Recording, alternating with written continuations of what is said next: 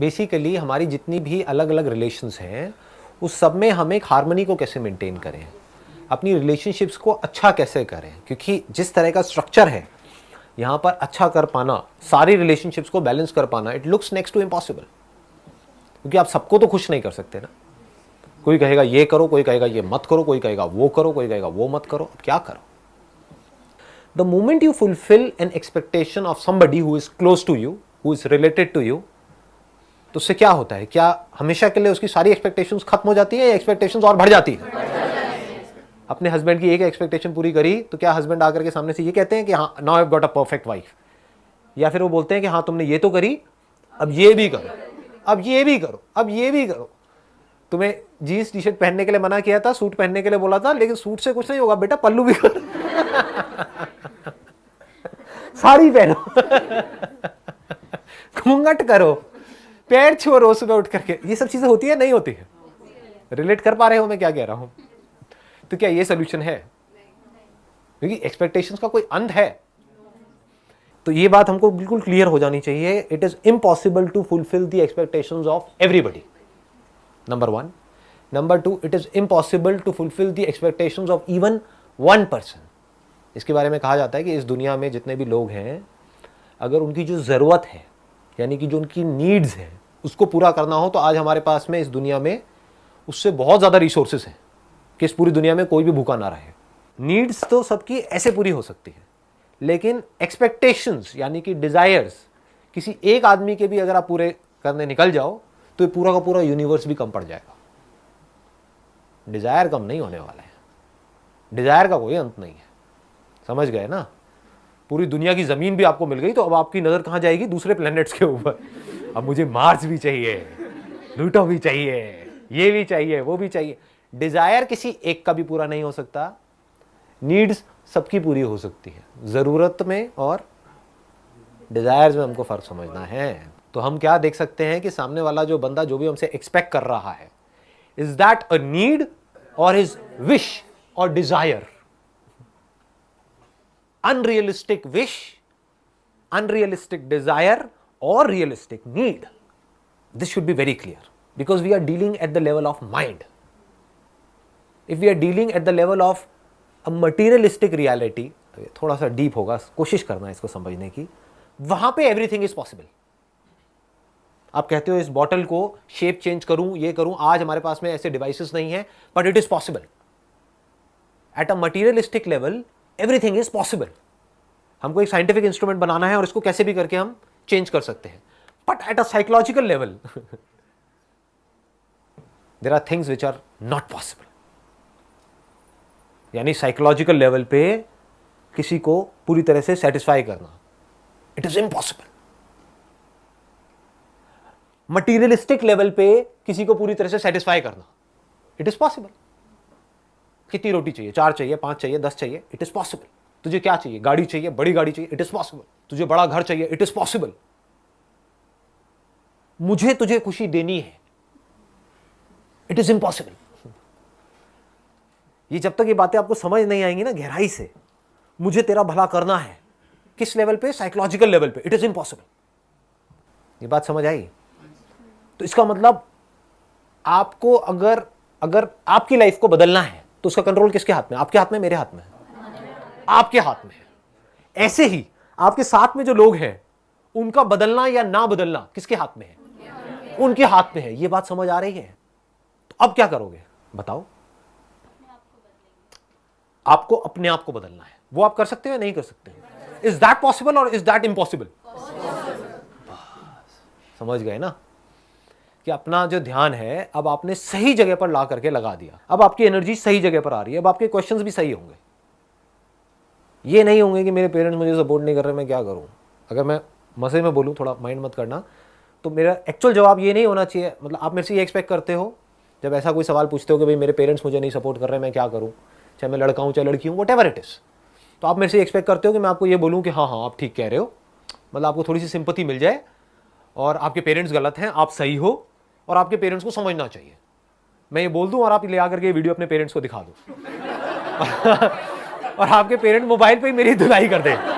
ये चाहते हो आप मुझसे? आप चाहते हो मैं आपकी तरफ हो जाऊं? आपके पेरेंट्स की तरफ ना हो, जबकि हो सकता है आपके पेरेंट्स सही हो और आप महामूर्ख हो सकता है जो आपकी लाइफ में प्रॉब्लम्स क्रिएट हो रही है वो यहां से हो रही है, आप लेकिन आपको सारा ध्यान वहां है, उंगली वहां करते चले जा रहे हैं। Sir most of the time ऐसा होता है कि गलतियां करने के बाद पता लगता है अरे यार मैंने तो ये गलती कर दी, फिर ऐसा लगता है कि बहुत लेट हो गए, मतलब उस चीज को हम इम्प्रूव नहीं कर सकते, we are not in a situation to improve it और make a solution out of. हाँ, अब आपने बहुत अच्छी बात बोली है, आप कह रहे हो कि एक गलती हमने करी, उसके बाद में हमको रियलाइज हुआ कि अब वो गलती इतनी बड़ी थी कि अब उसको हम इम्प्रूव नहीं कर सकते। मान लो उस गलती की वजह से कोई रिलेशन खत्म ही हो गया, तो इम्प्रूव किस लेवल पे नहीं कर सकते, बाहर के लेवल पे या अंदर के लेवल पे? अंदर के लेवल पे तो छोड़ो, मतलब बाहर के लेवल पे भी इतने सरकमस्टेंसेस। एक मिनट, यही आप समझ रहे हो ना मैं क्या कह रहा हूँ? अपनी थॉट प्रोसेस में और मेरी थॉट प्रोसेस में अगर आप फर्क समझ पाओगे ना, तो आप समझ पाओगे मैं अपने सेशंस में बोलता क्या हूँ। क्योंकि मैं बात कर रहा होता हूँ अंदर की दुनिया की, आप उसको बाहर की दुनिया से रिलेट कर रहे होते हो। मैं बोल रहा होता हूँ अंदर की दुनिया में एवरीथिंग इज पॉसिबल, आप बाहर की दुनिया में कह रहे हो तो हाँ एवरीथिंग इज पॉसिबल, तो करके दिखा बेटा बाहर की दुनिया में तो पॉसिबल। मतलब समझो, एक मिनट, आप जो कह रहे हो मैं उसी की एक थोड़ी सी डेप्थ में जाता हूँ। आप ये कह रहे हो कि हमने किसी के साथ में कोई प्रॉब्लम क्रिएट हुई, मान लो कोई गलती हुई जिसकी वजह से हमारा सामने वाले पर्सन से एक एक्सट्रीम केस पकड़ लेता हूँ ना, रिलेशन ही खत्म हो गया। मान लो इससे बड़ी चीज़ क्या होगी कि जीते जी आपको अपने पेरेंट्स से या अपने हस्बैंड से या किसी पर्सन से इतनी बड़ी गलती हो गई कि वो रिलेशन ही खत्म हो गया और वो ठीक हो ही नहीं सकता, सामने वाला इतना ज़्यादा बुरा मान गया। इससे बड़ा तो कुछ नहीं हो सकता ना। एक तो छोटी मोटी लड़ाई झगड़ा हुआ, फिर 4 दिन बाद फिर साथ में बैठे हैं, पत्ते खेल रहे हैं, मोटे कुछ भी खा पी रहे हैं, मजे मार रहे हैं, मैं उसकी बात नहीं कर रहा, मैं कह रहा हूँ रिलेशन ही खत्म। तो बाहर के लेवल पे वो प्रॉब्लम ठीक नहीं हो सकती, मान लो, क्योंकि सामने वाले के हाथ में है ना। वो कहेगा मुझे तुझसे बात ही नहीं करनी है, बात ही खत्म हो गई। बट द पॉइंट इज अंदर की दुनिया में क्या वो प्रॉब्लम ठीक हो सकती है, नहीं हो सकती है? इंपॉर्टेंट क्या है, बाहर की दुनिया या अंदर की दुनिया? बट वो बाहर की दुनिया हमारी अंदर की दुनिया को भी इम्पैक्ट कर रही होगी कि यार वो हमसे बात क्यों नहीं कर रहे हैं। एक मिनट, अब ध्यान से समझना, बाहर की दुनिया हमारी अंदर की दुनिया को इम्पैक्ट कर रही है या हमारी अंदर की दुनिया बाहर की दुनिया को इम्पैक्ट कर रही है? अब 2 चॉइसेस है, एक तो ये है इस बाहर की दुनिया के बर्बाद होने की वजह से आपने अपने अंदर की दुनिया को भी बर्बाद कर लिया। क्या बाहर की दुनिया बर्बाद होने की वजह से अंदर की दुनिया बर्बाद होती है? Is it a law? If it is a law it has to be true for everybody on this planet. जबकि ब्रेकअप होने के बाद में कुछ लोग हैं जो बहुत खुश होते हैं, है ना, ब्रेकअप सॉन्ग पे डांस कर रहे होते हैं और कुछ है जो दुखी होते हैं। लड़का लड़की में ही एक है जो बहुत खुश है, अच्छा है पीछा छूटा, एक है जो बहुत दुखी है, देवदास बन गया। एक की जिंदगी खराब हो गई, एक की जिंदगी बन गई ब्रेकअप की वजह से। इसका मतलब क्या है, बाहर जो कुछ भी हो रहा है उसका अंदर कोई डायरेक्ट असर नहीं हो रहा है। समझे नहीं समझे? देखो लॉ कैसे बोलते हैं, ये बॉटल यहां पे आपके सामने है, इस बॉटल को मैंने गिराया, गिर गई बॉटल, क्या हुआ? ये लॉ है। दुनिया की कोई भी बॉटल अगर यहां पर ऐसे पकड़ के ऐसे छोड़ूंगा तो ऐसे ही गिरेगी। This is a law. यानी एक कॉज है, उसका एक इफेक्ट है। उसको छोड़ा तो because of law of gravity वो नीचे ही जाएगी, ऊपर नहीं जाएगी। वो अगर हम स्पेस में है तो बात अलग है, बट यहां पर है तो वो नीचे ही जाएगी। This is a law. यानी जो बाहर की दुनिया है वहां पर लॉज है जिसको हम डिफाइन कर सकते हैं। अंदर की दुनिया में कंट्रोल किसके हाथ में है? हमारे हाथ में। ये कोई लॉ नहीं है कि अगर आपका एक रिलेशन खत्म हुआ या आपने कोई गलती करी तो उसकी वजह से आप जिंदगी भर के लिए दुखी रहने वाले हो। अंदर की दुनिया में हो सकता है उस गलती से अगर आपने सीख लिया और ग्रो कर गए तो उसके बाद आप पहले से भी ज्यादा खुश हो गए। तो समझदारी किसमें है? बाहर की दुनिया को बदलने में जिसको आप नहीं बदल सकते, या अपने अंदर की दुनिया को बदलते रहने में जिसको बदलते रहने की कोई लिमिट ही नहीं है। आपको कैसे पता लगेगा कि मेरे अंदर की दुनिया पूरी तरह से बदल गई है? जिस दिन आपके अंदर से बाहर की दुनिया में कुछ भी बदलने का डिजायर पूरी तरह से निकल जाएगा। अगर वो अभी निकल जाए तो क्या होगा? अभी खुश हो, दुख क्या है आपकी लाइफ में बताओ? दुख यही तो है कि जो जैसा है वो सही नहीं है, वो ऐसा हो जाए तो बढ़िया हो जाए। वो ऐसा क्यों है, मैं ऐसी क्यों हूं? यही तो है प्रॉब्लम। और क्या है? मैं जैसा हूं, जैसी हूं, परफेक्ट हूं। बाहर वो जैसा है, जैसी है, परफेक्ट है, कुछ करने की जरूरत ही नहीं है। तो क्या करो? झूमो, नाचो, गाओ, मस्ती करो। ये है अंदर की दुनिया की परफेक्शन। बाहर की दुनिया में ऐसी परफेक्शन पॉसिबल है? इम्पॉसिबल। क्योंकि जो आप चाहते हो वो सब बकवास है। अभी सुनने में कड़वा लगेगा, आपके खुद के अंदर कमियां हैं लेकिन आप चाहते हो सामने वाले में कमियां ना हो।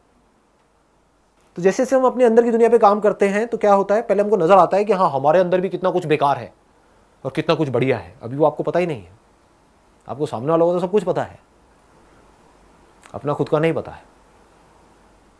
खुद गलती करते हो तो उसको डिफेंड करते हो, आप चाहते हो सामने वाला बंदा उसको भूल जाए, सामने वाला करता है तो उसको याद दिलाते हो जिंदगी भर के लिए। करते हो ये सब चीजें? नहीं करते हो। फिर कैसे एक्सपेक्ट करते हो कि आपकी रिलेशनशिप्स अच्छी हो जाएंगी?